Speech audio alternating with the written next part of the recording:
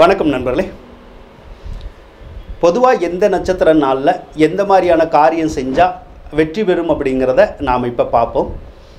பொதுவாக நம்ம வாகனங்கள் வாங்கிறதுக்குன்னு சொல்லி ஒரு நட்சத்திரம் இருக்குங்க.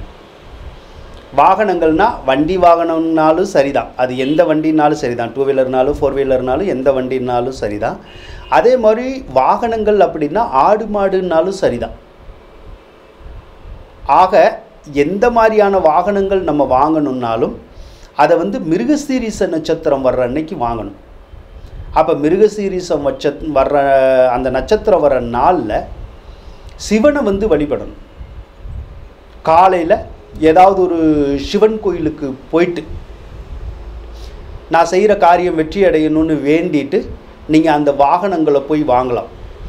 அப்படி சிவன் கோயிலுக்கு உங்களால் போக முடியலன்னா கூட வீட்டில் நம்மளுடைய சிவன் படம் அந்த மாதிரி எதுவும் இருந்துச்சுன்னா அந்த படத்து முன்னாடி நின்று, சிவபெருமானே, நான் போகிற காரியம் எனக்கு வெற்றியை தரணும், நான் வாங்கக்கூடிய வாகனங்கள் எனக்கு நல்ல பலனை தரணும் அப்படின்னு சொல்லி வேண்டிக்கிட்டு நீங்கள் அந்த மிருகசீரிஷ நட்சத்திரம் வர்ற நாளில் போய் வாகனங்கள் வாங்குங்க. அப்படி வாகனம் வாங்கினீங்கன்னா அந்த வாகனங்கள் பல்கி பெருகும் அப்படின்னு சொல்லலாம். அதே மாதிரி வாகனங்கள்னால எந்த விதமான இடையூறும் வராது. இது வண்டி வாகனங்கள் சம்மந்தப்பட்ட வகையில் பழுதுகள் ஏற்படாது, வாகன விபத்துக்கள் உங்களுக்கு ஏற்படாது. ஆடு மாடு சம்மந்தப்பட்ட வாகனங்கள்னால் அதில் இழப்பீடு ஏற்படாது. ஆடு மாடுகளுக்கு உடம்பு சரியில்லாமல் போகாது.